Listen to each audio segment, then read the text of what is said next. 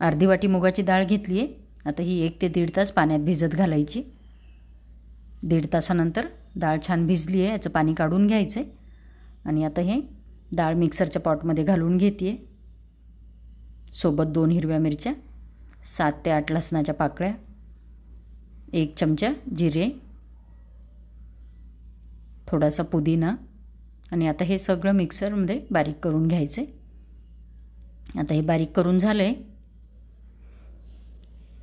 इथे मी एका वाटीला थोडं कमी गव्हाचं पीठ घेतलं आहे, म्हणजे कणिक, 2 चमचे रवा, 2 ते 3 चमचे ज्वारीचं पीठ, 1 चमचा ओवा मी घेतला आहे, तो हातावर थोडासा असा चोळून मग यात घालून घ्यायचा आहे। आणि आता याला मोहन घालून घ्यायचे, त्यासाठी मी यात थोडंसं गड्डा केला आहे। 2 चमचे तेल मी चांगलं कडकडीत गरम करून घेतले, ते यात घालून घ्यायचे।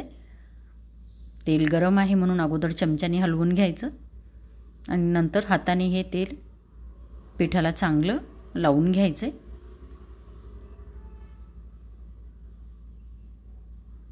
आता हाताने हे मोहन व्यवस्थित पिठाला लावून घ्यायचं।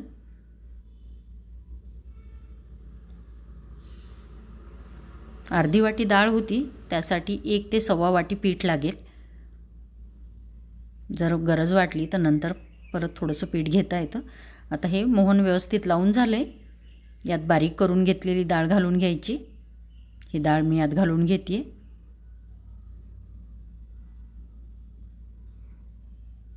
थोडीशी हळद, थोडंसं तिखट, ऑलरेडी 2 हिरव्या मिरच्या घातल्या होत्या, त्याचा अंदाज घेऊन तिखट घालायचे, चवीनुसार मीठ आणि 1 चमचा तीळ। आणि आता याच डाळीच्या ओलाव्यातच आपल्याला पीठ भिजवून घ्यायचे, वेगळं पाणी घालायचं नाही आहे। आणि जर असं वाटलं तर पीठ थोडं पातळ आहे तर थोडंसं पीठ आपण आणखी घालू शकतो वरतून कोरडं।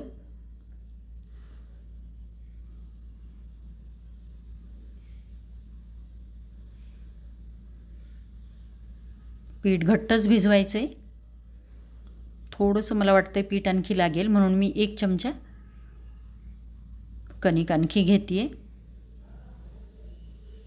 आणि ती यात मिक्स करून घ्यायची आणि घट्ट असं गोळा मळून घ्यायचा आहे। 10 मिनिट हा असाच ठेवायचा, तो आणखी घट्ट येईल कारण यात रवा घातला आहे। आता मी हे 10 मिनिट ठेवते आहे।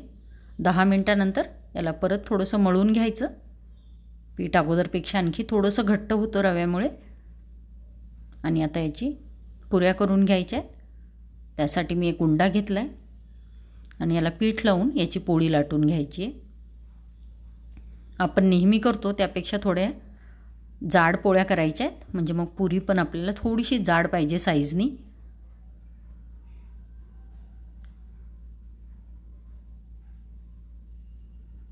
नेहमीपेक्षा अशी जाड अशी पोळी आपल्याला लाटून घ्यायची। आणि आता कोणत्याही साईजची वाटी घ्या आणि त्याने पुऱ्या अशा पाडून घ्यायच्यात। आता ही थोडी मोठी वाटी आहे म्हणून 2च पुऱ्या होत आहेत, जर लहान घेतली तर 4 पुऱ्या होतील एका पोळीमध्ये, किंवा मग पोळीची साईज आहे आपण मोठी करू शकतो। तर आपल्याला हव्या त्या आकाराच्या पुऱ्या मी लाटून घेते आहे। तर अशा पुऱ्या आपल्याला सगळ्या करून घ्यायच्या आहेत।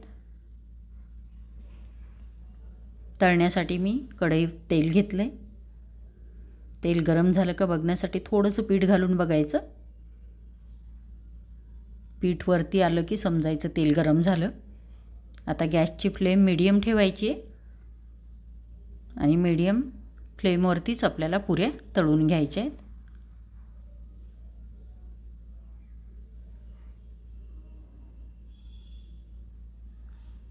या पुऱ्या थंड झाल्यानंतर पण छान खुसखुशीत राहतात।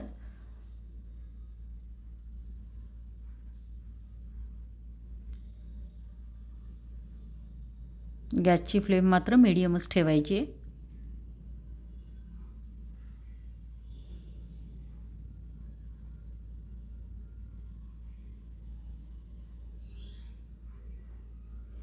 ज्यांना लसण नको असेल त्यांनी लसण घातला नाही तरी चालतो। पुदिन्यासोबत ही आपण आणखी कोथिंबीर पण घालू शकतो किंवा पालक पण घालू शकतो.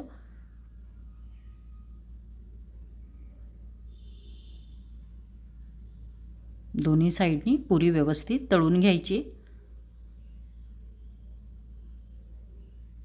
आता ही काढून घेते आणि साईडनी दुसरी पुरी सोडून घ्यायची. ह्या आपण नाश्त्यात करू शकतो किंवा कुणी येणार असेल तर करून ठेवल्या तरी चालतात.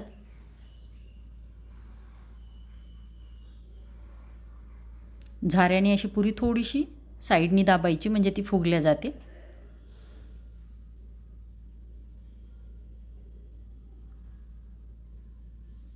आता ही छान तळल्या गेली आहे, काढून घेते. परत दुसरी पुरी साईडनी घालून घ्यायची.